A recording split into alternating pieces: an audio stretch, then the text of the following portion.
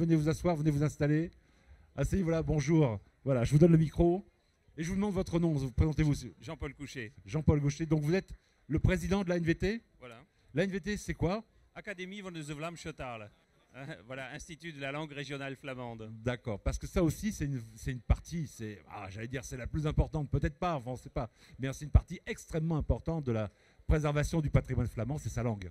Oui, et puis on peut dire aussi que c'est une partie fragile, hein, parce que c'est le patrimoine immatériel, et le patrimoine immatériel, c'est celui qui est certainement le plus en danger de tous nos patrimoines, comme toute la partie culturelle au global, hein, comme la musique, comme la cuisine, etc. Parce que la musique, elle est quand même jouée par des groupes de jeunes. On a vu les Snot-Neus tout à l'heure, ils ont quoi? Ils ont 30 ans. Mais la langue, elle est de moins en moins parlée, ou je me trompe? Toutes les langues régionales sont de moins en moins parlées. C'est le travail de l'éducation nationale de les enseigner, hein. Si elles ne sont pas enseignées, forcément, elles sont de moins en moins parlées. J'ai eu le plaisir tout à l'heure, en arrivant, de voir 3 dames de Saint-Jean-Scapelle qui parlaient flamand et avec qui on a pu converser en flamand, hein. Alors le flamand lui-même, est-ce que c'est une langue qui évolue par rapport au néerlandais, au flamand qui est parlé peut-être en Belgique? Quelle est la particularité de ce flamand que vous défendez? Alors le flamand, ce que nous on appelle notre flamand, hein, du Vlaamse Taal, notre langue flamande, c'est une langue qui est très ancienne, hein, qui a plus de 1000 ans, qui est une fusion de la langue des Francs et de la langue de linguionique, hein, le bas allemand, et donc qui a trouvé ses racines sur ce territoire. Et donc on peut retrouver des points assez communs avec toutes les langues qui nous environnent, comme l'anglais, comme l'allemand, comme le néerlandais, bien évidemment. Alors notre langue, c'est une langue régionale, mais transfrontalière aussi. C'est-à-dire quand on passe de l'autre côté de la frontière, hein, quand on va boire un verre à La Panne, oui, on va faire un tour à Bruges, eh bien c'est le flamand occidental, c'est celui de Saint-Jean, hein, celui d'ici. D'accord, c'est le même. Ah oui, d'accord. Alors okay. Il y a quelques mots forcément oui. néerlandais qui sont implémentés dans le flamand de l'autre côté, comme ici quelques mots français, oui, mais c'est la même langue. D'accord. Et alors vous, votre vocation au niveau de cette association, c'est d'enseigner cette langue, de la mettre en valeur. Quelles sont vos vocations exactement? Alors en 2004, quand on a créé l'Institut sous l'impulsion de 6 associations, c'était réellement de lancer l'enseignement scolaire du flamand et l'enseignement associatif. Aujourd'hui, le flamand est enseigné dans une dizaine d'écoles, dans 2 collèges, mais également sur toute la Flandre française, dans des cours pour adultes. Et aujourd'hui, il y a à peu près 600-700 personnes qui apprennent le flamand sur le territoire. Mais ça n'est pas que l'enseigner, c'est aussi l'utiliser, hein. Pourquoi pas l'utiliser aussi sur Flandre TV et de plus en plus. Pourquoi pas, pourquoi pas. Alors je vois que Florent nous a rejoint. Viens Florent. Voilà, on va ouvrir le micro de Florent. Est-ce qu'on m'entend? Voilà. Tu as fait ton petit marché? Alors ouais, je me suis rendu sur le stand. Alors tout à l'heure, je suis désolé hein, pour les amis de l'association avant, on m'a donné un mauvais stand. Bon, j'étais pas dans le bon. Donc celui-là, la NVT, on retrouve donc cette brochure ici. Hop, vous pouvez la voir. Un côté flamand, un côté français. On apprend plein de choses, l'histoire de l'association. Et j'ai vu quelques petits bouquins assez sympas. Ouais. Alors ça, c'est pour les... On va dire plus pour les adultes, pour les seniors. Il y a les cours de flamand de Jean-Louis Martel qu'on retrouve ici. Un magnifique bouquin. J'ai un petit peu feuilleté, hein. J'ai pas retenu grand-chose. Il faut vraiment, à tête reposée, lire ce bouquin. Et pour les plus jeunes, voilà. Et pour les plus jeunes, ça c'est très bien. C'est Zef et ses amis. Alors je vais essayer de le dire correctement. Zef and the Mouse. And the Mouse. Donc voilà, ici ce bouquin fait par des enfants d'Esquelbec. Oui, alors ça c'est un très bel exemple de ce qu'on peut faire avec le secteur associatif et scolaire. C'est-à-dire que le flamand est enseigné dans une des écoles d'Esquelbec depuis maintenant 7 ans. Et grâce à l'enseignant et avec les enfants, eh bien, les enfants ont écrit une histoire. Ils se sont fait accompagner dans cette histoire par quelqu'un qui est directeur de collection chez Actes Sud, Timour Mouhidine.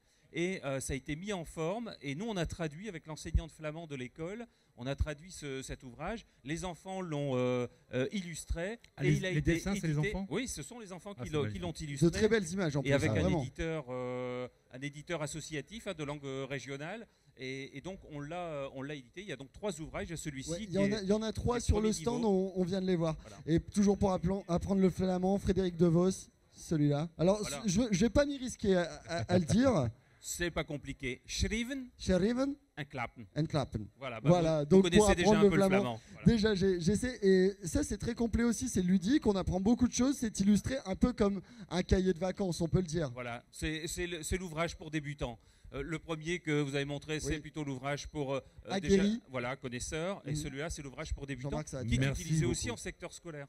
D'accord, donc c'est utilisé également dans les écoles. Oui, tout à fait. Et on y apprend beaucoup de choses. Vous pouvez retrouver tous ces ouvrages sur le stand ANVT juste là-bas avec les brochures. Vous pouvez aussi poser des questions à votre collègue. Comment s'appelle votre collègue? Dominique. À Dominique, vous pouvez aller voir Dominique. Et vous pouvez aussi applaudir l'association ANVT qui sont avec nous aujourd'hui. Merci. Alors je vois que, tu vois, j'ai ouvert au hasard le bouquin ici. Hop, Internet. Yeah, c'est bon yeah, voilà.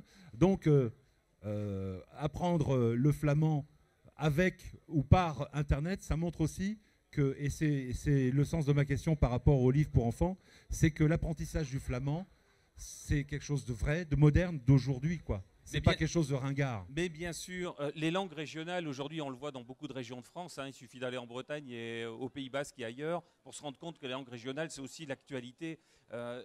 C'est les outils modernes, ce sont les jeunes qui l'apprennent, mais c'est aussi le flamand dans l'usage quotidien. Et donc, on fait un gros travail en ce moment avec les collectivités. Et notamment, on vient de signer il y a 8 jours une convention, la charte de la signalétique bilingue avec Pays de Flandre Tourisme pour la mise en valeur du développement du flamand dans le secteur touristique. Et donc, parce que tout simplement, c'est aussi un outil économique. Pas uniquement sur l'apprentissage. En allant visiter quelques lieux, on peut découvrir aussi certains mots en flamand, certaines expressions via les panneaux, c'est ça? Ben voilà, c'est ça.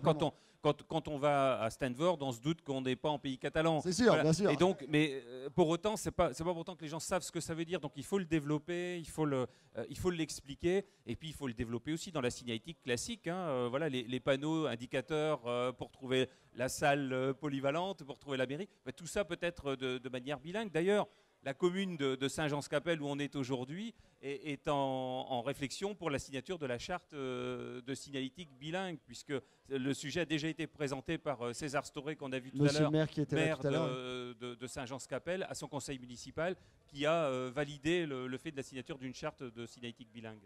Vous avez de bons rapports avec l'éducation nationale, les institutions, les mairies, les conseils généraux, etc. Est-ce que vous avez une oreille attentive à votre action, ou est-ce qu'il faut se battre, quoi? C'est difficile. Alors, forcément, quand on est dans le domaine associatif et dans le domaine linguistique, il faut se battre.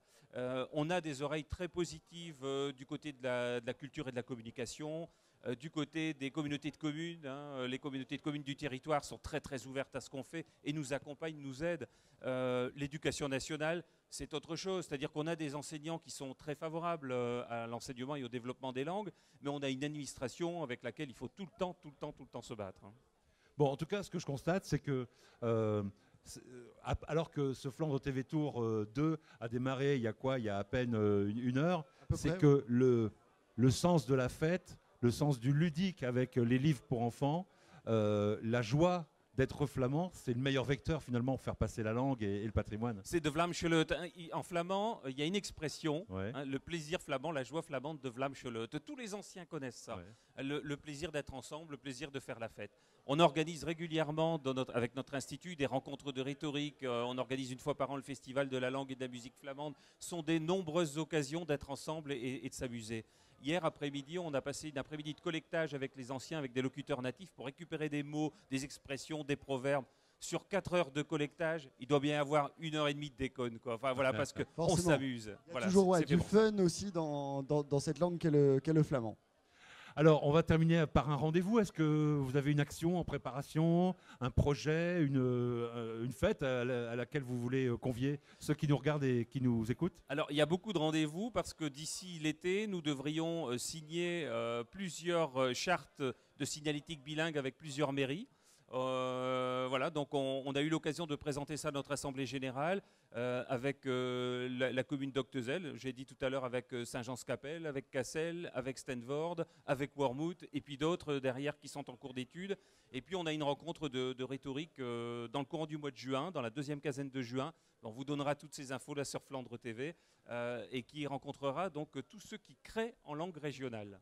Voilà, on a lancé 10 mots en pâture aux créateurs, à ceux qui viennent dans nos cours de flamand, de telle sorte qu'ils créent des textes bilingues en français et en flamand, et ce sera déclamé en public, et derrière c'est la fête. D'accord. Ben, si on veut plus d'informations, on va se rendre sur votre stand, Et puis vous avez, je suppose, un site internet, une page Facebook, enfin tous les moyens Tout ce qu'il faut. modernes, tout ce Tout qu'il faut est pour sur vous joindre. le petit tract ici. Et même sur le petit tract, Voilà. donc en deux langues. Recto, Exactement, verso. un côté néerlandais, un bilingue. côté français, ça c'est Un très côté très bien. On flamand apprend et un beaucoup côté de choses. français. Exactement, merci à vous. Merci à vous, merci beaucoup. On peut peut l'applaudir. l'applaudir, ouais. Merci beaucoup. Merci.